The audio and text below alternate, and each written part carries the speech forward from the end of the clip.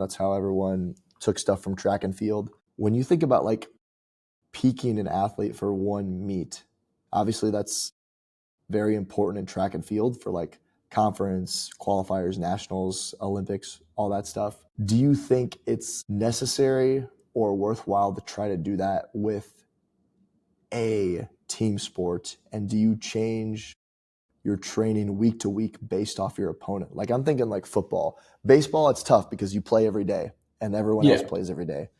Football, you play once a week. I know I talked to Lakey some time back and he said like he showed me a really cool graph about like, okay, there was their whole season schedule for baseball, what that team's winning percentage has been over the last, I think he included like 3 seasons. And he was kind of basing his intensities of his main movements off of that. Basically like, okay, like if this is a winnable series, if this is a series we should win, or if it's non-conference, we can kind of push a little bit harder. If this is a conference series, or this is one we really want to be tuned up for, maybe I'll pull back a little bit, or the week before. Football is, I think, an interesting one because, I mean, you guys just had a bye week. And I know how Nick usually does training during the bye weeks. You usually train hard as fuck because you don't need to be ready for that game. So I'm assuming that was this past week. Do you change it based on the opponent? And is there a point in peaking? Because football season is not as long as a lot of other seasons, but still, I think you can definitely lose some of the progress you made over the spring and the summer during the season if you don't train Address things. hard. Yeah. Yeah, if you don't dress things, whether that's strength or even like fitness, like just general cardiorespiratory, especially if you're a low snap guy and then someone gets hurt and you need to step up. It's super tough. And I think, I've had some conversations with TK where, shout out our boy TK. It's like, okay, we know that this is going to be, especially at like his level, it's a little bit easier. At like the mid-major FCS, it's a little bit tougher because it's like everything can always be a dogfight. But it's like you kind of have those games where you're like, okay, I know that, the way we kind of structure it is like, I think there was like 1 to 2 deloads for football, where it's like, okay, we know we have a big game coming. That week prior is going to be like that, because we train the day after a game, and then you have like a more of like an upper body kind of lift midweek. But it was like the week before where it's like, okay, like we're going to plan that deload so we have the freshness, and we're feeling good versus like training through that.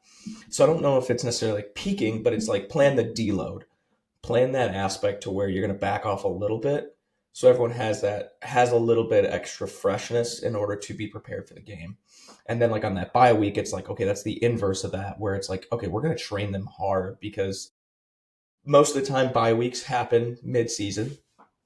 At least, it's like mid plus or minus 2 kind of weeks within there. And it's like, okay, we have this one opportunity that we can really touch something without inhibiting performance. You gotta poke at it because it's like the one chance you really get in order to make sure that like 30 plus or minus 5 like strength residual is going to be enough there to do it. And that's like adding tempos or whatever you have to do to simulate that you still have something there for contacts and aerobic development.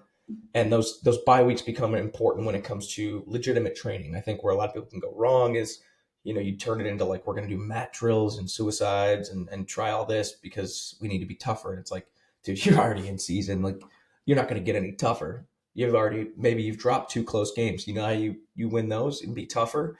You have the discipline to hold out in those games. And I don't think a mat drill is going to fix that.